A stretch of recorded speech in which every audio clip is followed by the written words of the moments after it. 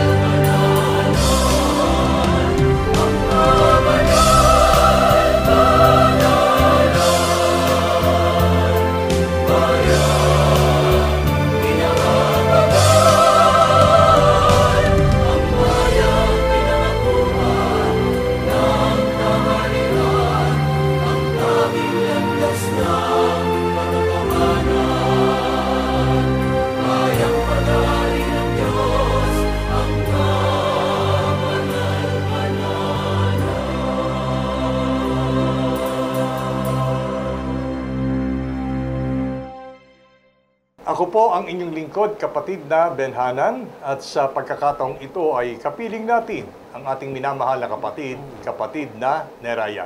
Kapayapaan po, kapatid na Neraya.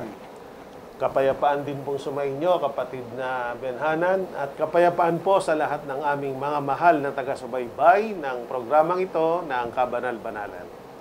Sa pagkakataong ito, mga giliw naming mga taga-subaybay, ay patuloy nating aalamin pa at ihahayag ng mga banal na katuruan ang tungkol sa katangian ng ating Panginoong Diyos.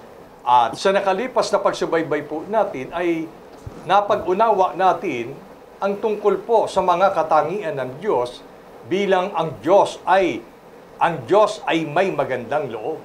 Gayon din, ang Diyos ay mapagpahinuhod.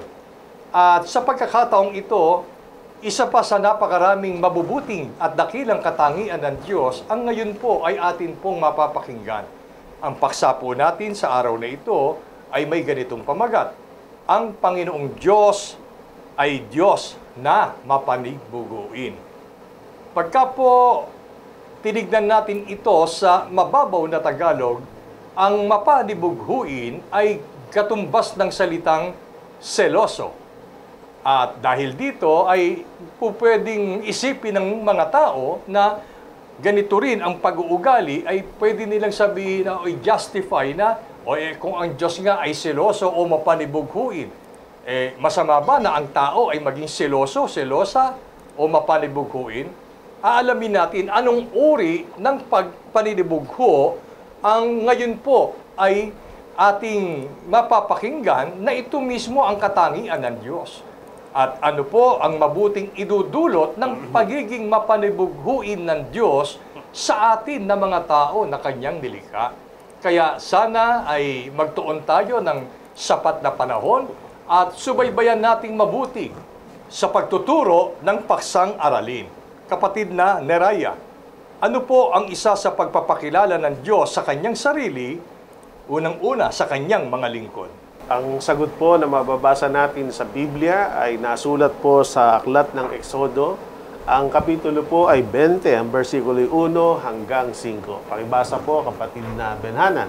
At sinalita ng Diyos ang lahat ng salitang ito, na sinasabi, Ako ang Panginoon mong Diyos, na naglabas sa iyo sa lupain ng Ehipto, sa bahay ng pagkaalipin.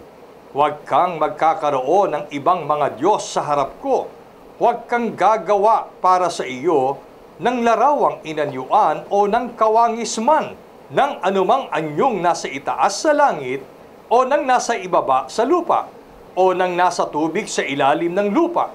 Huwag mong yuyukuran sila o paglingkuran man sila sapagkat akong Panginoon mong Diyos ay Diyos na mapanibughuin. Sa mga talata pong binasa at ating maliwanag na narinig, ang nagsasalita sa mga talatang ito ay walang iba kundi ang ating Panginoong Diyos. Ipinapakilala niya ang kanyang sarili sa mga unang lingkod niya.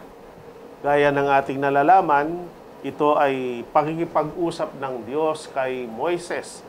Para si Moises naman ang siyang magsabi nito sa bayang Israel na noon ay kinilalang mga lingkod ng Panginoon.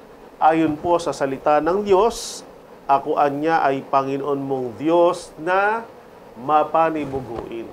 So sa pagpapakilala ng Panginoon, marami siyang kakanyahan at mga katangian. Pero ang isang bagay na binibigyan niyang diin kay Moises at sa mga Israelita, ang pagiging Panginoong Diyos ng ating Diyos ay Diyos na mapanibuguin. At dahil siya'y Diyos na mapanibuguin, kasama ng pagpapakilalang ito, ay sinasabi niya ang mga dapat iwasan ng kanyang mga lingkod. Gaya ng ating narinig, sabi niya, bilang ako ang Panginoon mong Diyos na naglabas sa inyo sa lupain ng Ehipto, sa bahay ng pagkaalipin, sapagkat siya ay Diyos na mapanibuguin, huwag anya kayong magkakaroon ng ibang Diyos sa harap ko. Kumbaga, wala na tayo anyan dapat kilalaning Diyos maliban sa Kanya.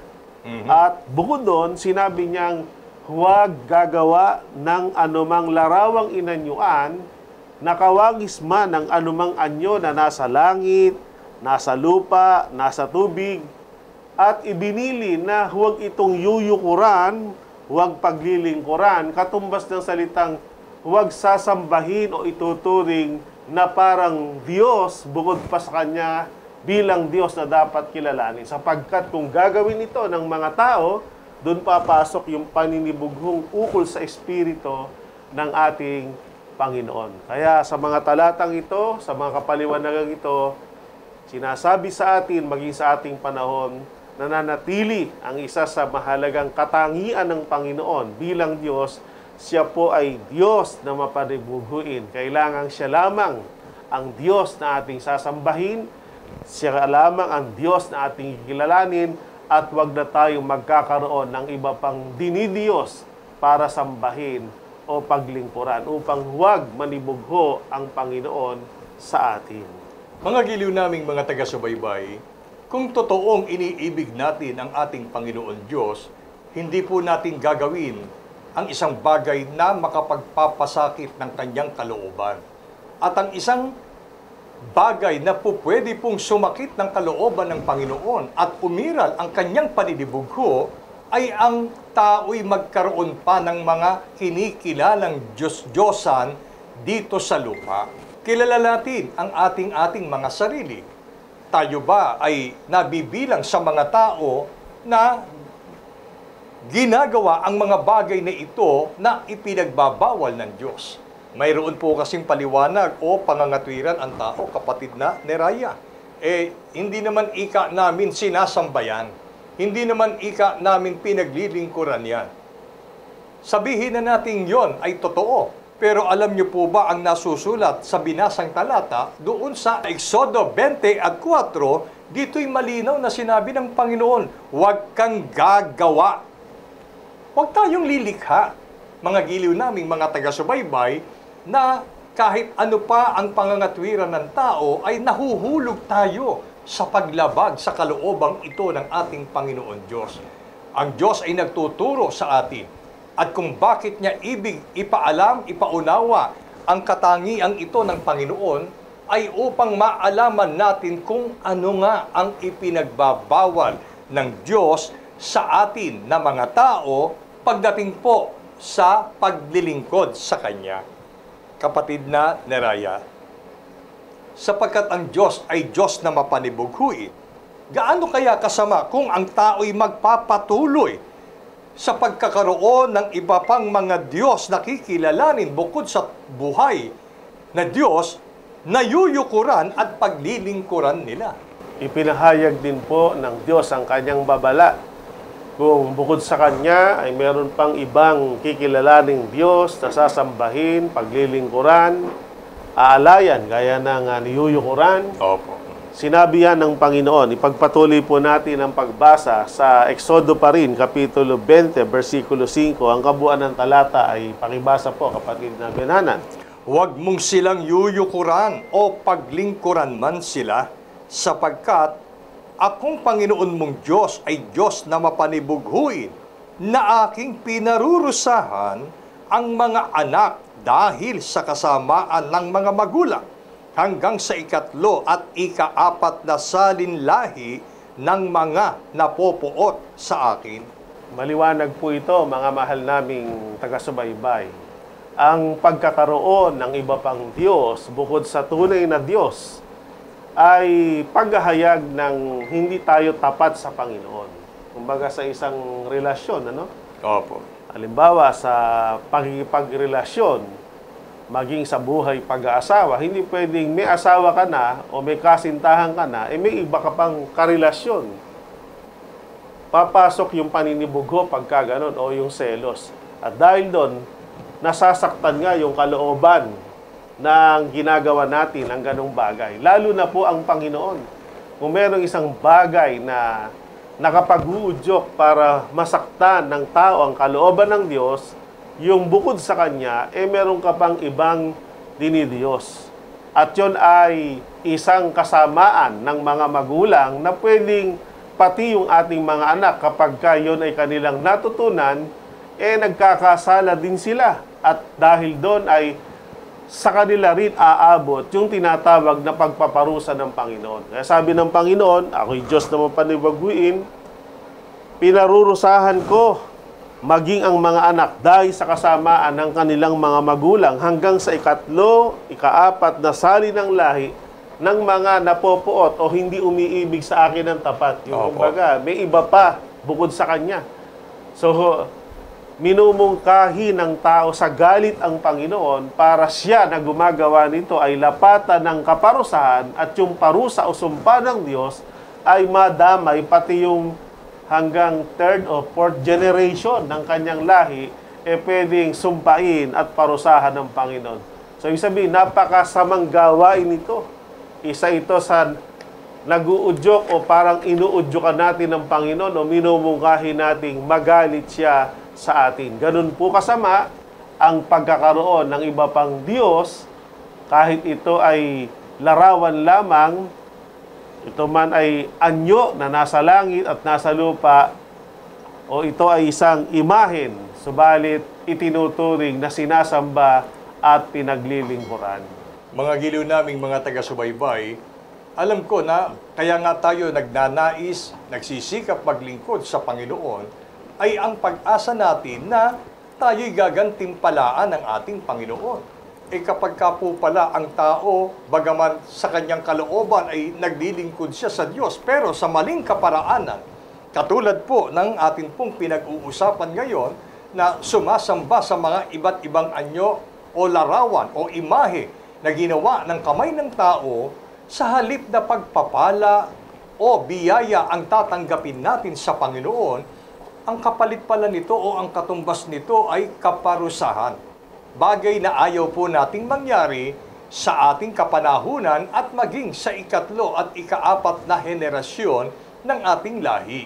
Kaya ngayon ay ginigising ang ating kamalayan kung ibig natin na makaiwas sa parusa ng Diyos, agad ay iwan po natin ang pagkakilala ng maling paraan ng ating pagdilingkod sa Kanya. Hindi po huli ang lahat. Huwag po nating panghinayangan na sasabihin natin sa ating sarili na, kasi po, mula pa ng mga ninuno, ng aming mga ninuno, ito na po ang naging kasanayan ng aming paglilingkod.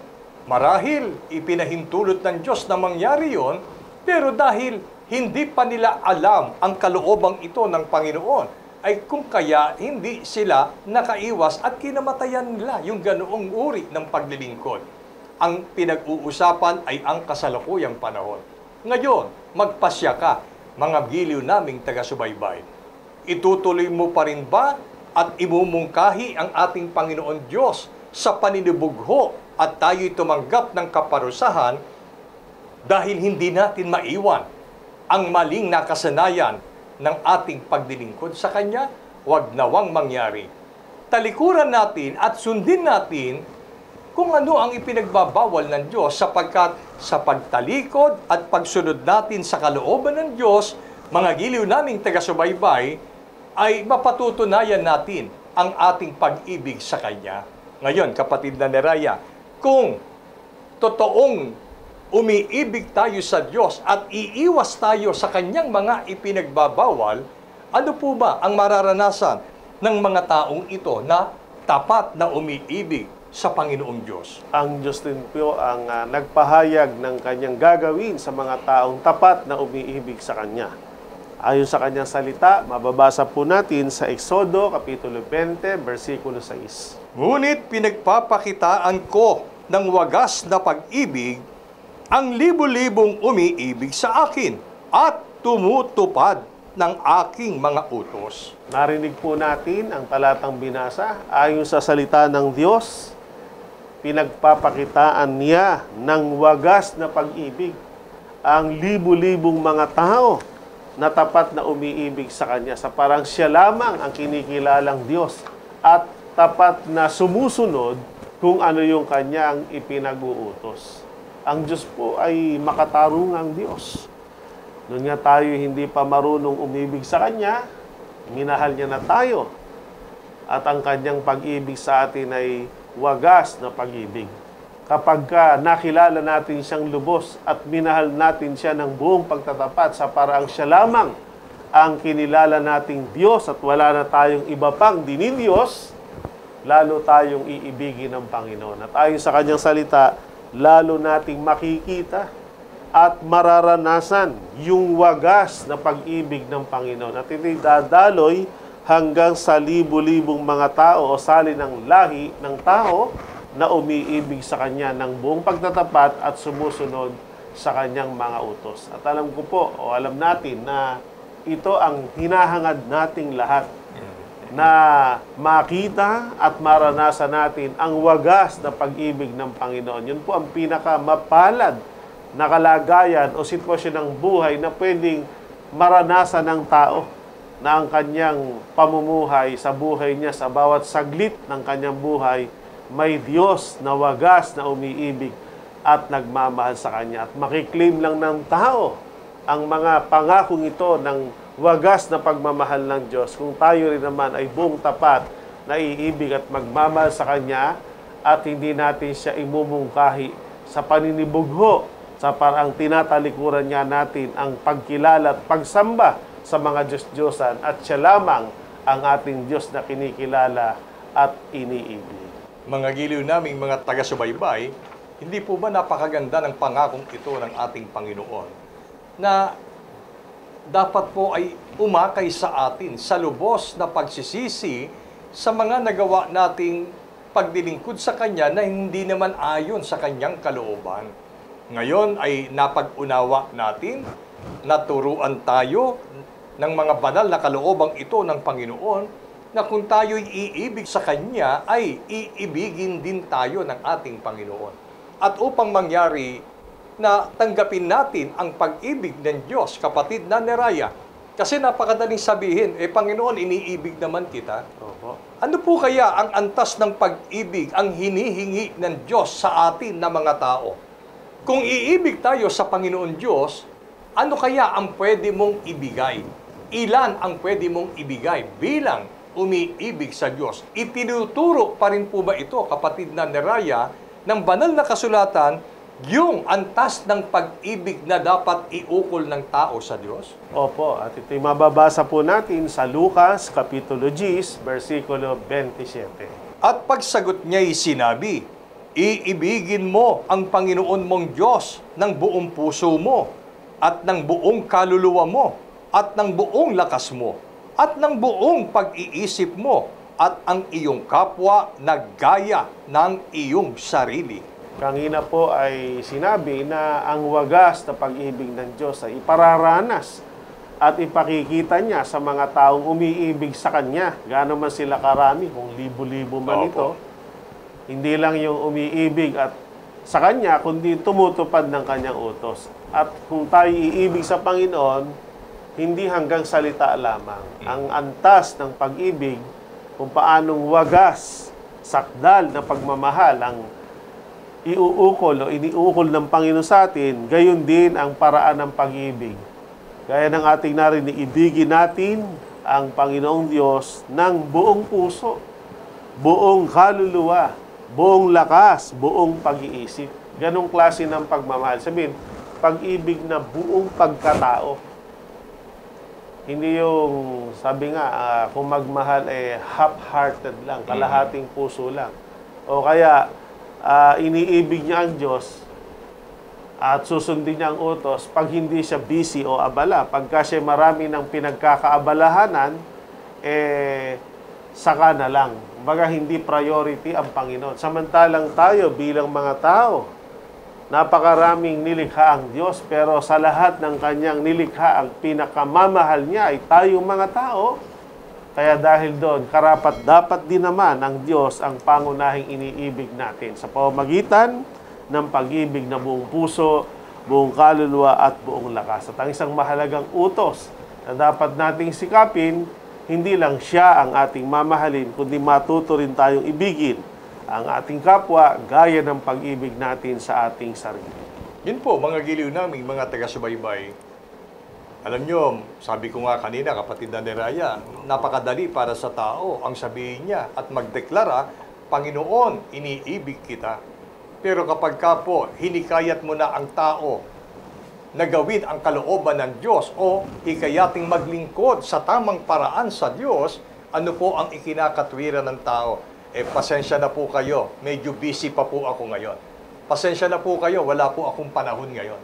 Alam niyo po, mga giliw naming mga taga-subaybay, ang pag-ibig ng buong pag-iisip, buong pagkatao, buong lakas at buong kaluluwa sa Diyos ay mapatutunayan lamang natin sa wagas na paglilingkod natin sa Kanya. Kung tunay na umiibig tayo ng buong buo sa Panginoon Diyos, hindi po tayo mawawala ng panahon. Hindi po tayo mawawala ng pagkakataon. Dahil mahal natin ang Diyos, tayo mismo ay gagawa ng paraan at pagkakataon upang mapatunayan natin yung pag-ibig natin sa Kanya sa paraang susunod tayo sa kung anuman ang kalooban ng Diyos nang walang kondisyon. Mga giliw naming taga-subaybay, kapatid na Neraya, ano pa ang na nagpapatunay ng tapat at buong puso nating pag-ibig sa Panginoon Diyos? Dahil hindi nga po kailangan salita lamang, kundi Opo. may lakip na gawa. Ang isang Opo. mahalagang gawa na magpapatunay ng ating tapat at buong pusong pag-ibig ay itinuro din niya ng ating Panginoong Kristo Jesus. Mababasa po natin sa Lucas 4:8. At si Jesus ay sumagot at sinabi sa kanya, nasusulat, sa Panginoon mong Diyos sasamba ka at siya lamang ang iyong paglilingkuran.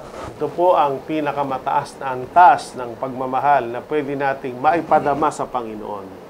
Sa ngalan ng pag-ibig ay nahanda natin siyang sambahin, nahanda natin siyang paglingkuran. At para mapatunayang tapat yung ating pag-ibig, wala na tayong iba pang sasambahin. Wala na tayong iba pang paglilingkuran. Ibig sabihin, wala ka ng iba pang dinidiyos. Siya lamang. Kumbaga sa isang relasyon, kung kay tapat na nagmamahal sa iyong asawa, wala ka ng iba pang asawang mamahalin, kundi siya lamang, sapagkat kung malaman o mapatunayang meron pang iba, dun nga pumapasok yung paninibugho o selos. At dahil nga sa selos, ang tao rin ay gumagawa ng masama sa kanyang pinagseselosan. So ang Panginoon, wag nating hikayating parusahan tayo, kundi bigyan natin siya ng dahilan para lalo niya tayong mahalin. At kung merong gawa na magpapatunay para lalo tayong mahalin ng Diyos, ipadama natin sa Kanya ang ating tapat na pag-ibig. At kung tayo iibig, lakipan natin ang gawa. At ang mahalagang gawa, nakahanda tayong sumamba. Nakahanda tayong maglingkod sa Kanya lamang. Kaya sa loob po ng Kabanal-Banal na Iglesia, isa po sa mahalagang gawain na pinakasisikap ng lahat ng kapatiran ay pagtalagahang lubos yung pagsamba sa Panginoon. Opo. Yung paglilingkod sa Panginoon sa pamamagitan ng pagsunod sa mga aral at doktrina, palatuntunang iniuutos ng ating Panginoon. Sapagkat sa ganung paraan, maipararamdam natin sa Panginoon na siya lamang ang ating iniibig, siya lamang ang ating pinaglilingkuran at pinagtatapatan. Yun po, mga giliw naming mga taga-subaybay, maaaring sinasabi natin na naglilingkod naman ako, nananambahan naman ako sa Panginoon. Alam niyo po, bahagi pa rin ng kalooban ng Diyos ang tamang dako at tamang lugar kung saan natin gagawin ang pananambahan at pagdilingkod sa Kanya. Noon pa man sa panahon ng mga hari ay sinabi, kapatid na Neraya, na sa dakong pipiliin ng Panginoon mong Diyos, doon ka maghahandog, doon ka sasamba, doon ka magdilingkod. At ang tinutukoy nung kapanahunan na yon ay ang kabanal-banalang bahay ng ating Panginoon. At sa panahon nating mga Kristiyano, ang kabanal-banalang bahay ng Diyos na itinuturo ng Biblia ay ang kabanal-banalang iglesia ng Diyos. Sa dakong ito, minarapat ng Panginoon na tipunin ang mga taong totoong umiibig at nagnanasang maglingkod at sumamba sa Kanya. Kaya wala pa rin po sa poder ng tao na, bahala na kung saan po gusto maglingkod, doon ako maglilingkod. Huwag po, kung tayo'y susunod sa Panginoon Diyos, sundin natin ng 100% kung ano ang kautusan ng Diyos. At pag ginagawa natin yon, napatutunayan nating totoo na tayo'y buong puso, buong kaluluwa, buong lakas at pag-iisip na umiibig sa ating Panginoon Diyos.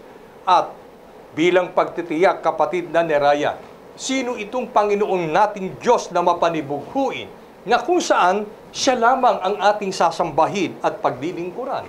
Ayon po sa ating pananampalataya na may tiyak na batayan sa Biblia, kinikilala natin ng Panginoong Diyos na siya ring Diyos na mapanibughuin na dapat sambahin at paglingkuran. Walang iba kundi ang ating Panginoong Kristo Jesus. At ang batayang talata, napakibasa nyo na rin po at pakipaliwanag, ang Mateo Kapitulo 4, versikulo 10 hanggang 11, kasama po ang Mateo 28:16 hanggang 17. Nang magkagayoy sinabi sa kanya ni Jesus, "Humayo ka, Satanas, sapagkat nasusulat sa Panginoon mong Diyos, sasamba ka, at siya lamang ang iyong paglilingkuran."